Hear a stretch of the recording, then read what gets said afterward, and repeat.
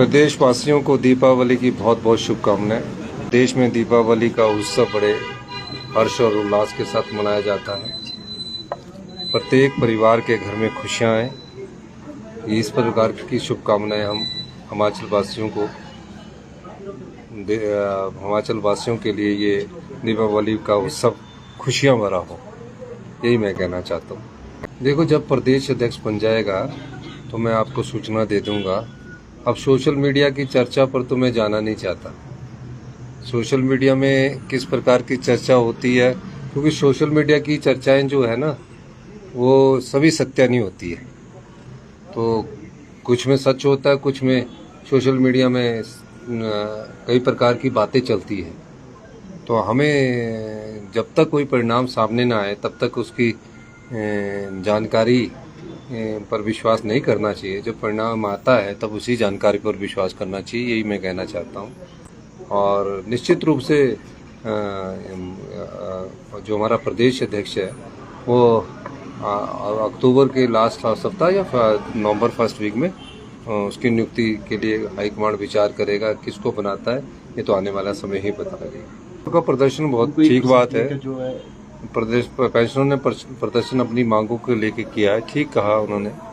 ये हमारा डीए का एरियर है और उसमें निश्चित रूप से पिछली भारतीय जनता पार्टी की सरकार जब जयराम जी की थी, उस समय भारतीय जनता पार्टी को 50,000 करोड़ रुपया ज़्यादा मिला और जो आरडीजी थी उस समय उनको 10,000 करोड़ रुपये मिली और हमें अभी इस साल 3,000 करोड़ रुपये है। उनकी बात जायज़ है। हमने 75 साल से ऊपर का पूरा डीए दे दिया है, 70 साल से ऊपर का हम डीए दे रहे हैं। थोड़ी सी उसकी 80-90 करोड़ की किश्त रह गई है। हमने कहा है कि बजट में उसका प्रोविज़न किया है, उसको देंगे। और जो भी पेंशनर जो हमारे हैं, हमारे प्रदेश के वरिष्ठ नागरिक है, हम उनका मान सम्मान करते हैं, उनकी भावनाओं की कदर करते हैं। और जो भी वो जानकारी हमारे ध्यान में लाएंगे तो उस जानकारी को हम उस पर आगे कार्रवाई करेंगे। पिछले दिनों हमारे एक जो एनजीओज़ के हमारे पेंशनर्स के डेपुटेशन आत्माराम जी के नेतृत्व में मिला था, तो उन्होंने कहा था कि डीए तो रिलीज कर दीजिए। जो पेंशनरों का नेतृत्व में जब मुझसे मिला था तो हमने डीए रिलीज किया 3%, जिसका कि जून में हमने उसको रिलीज करना था, लेकिन आर्थिक संकट के कारण उसको हमने कहा कि दिवाली में चाहे इसको देना जरूरी है। और 1 अप्रैल 2025 से लेकर 15 अक्टूबर तक सारा ईयर दिवाली से पहले सबके खातों में चले जाए, ताकि दिवाली का उत्सव खुशी और हर्ष और उल्लास से मनाया जाए। एचआरटीसी के पेंशनरों को हम हर महीने तकरीबन 57 करोड़ रुपया ग्रांट देते हैं, यानी कि उसका कोई हम हिसाब नहीं लेते हैं। उसमें हमने कहा है कि हम ग्रांट देंगे पेंशनरों की पेंशन के लिए और पे के लिए। बाकी जो खर्चे है वो एचआरटीसी चलाए अपनी तरफ से। तो अभी मेरे से उन्होंने बात की तो मैंने कहा कि दिवाली के शुभ अवसर पर 10 करोड़ रुपया और रिलीज किया गया है, ताकि उनको दिवाली से पहले पेंशन मिल सके। और एचआरटीसी भी अपनी मांगों को लेकर बिल्कुल ठीक है।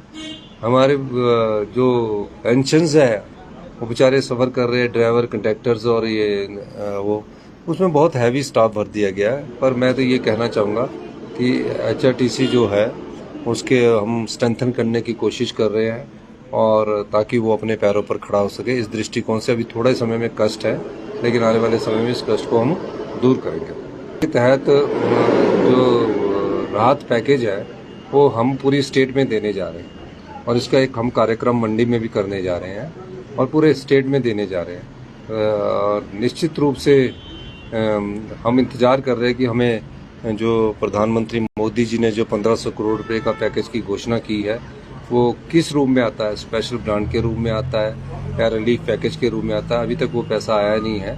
तो जैसे ही आएगा तो उसके बाद हम सारे कार्यक्रम करने की सोच रहे थे। अगर वो पैसा अभी तक नहीं आता, किसी कारणवश उसमें देरी होती है, तो भी हम आपदा राहत परिवारों को, हम मौसम खुल गया है, घर बनाने के लिए 7 लाख देंगे, 70,000 बर्तन और जो उनके सामान बह गया उसके लिए देंगे। तो इस प्रकार से मैंने आदेश दे दिए है, और प्रदेश के जिन भी परिवारों को आपदा से नुकसान पहुंचा है, हिमाचल प्रदेश की सरकार उनको राहत पहुंचाएगी।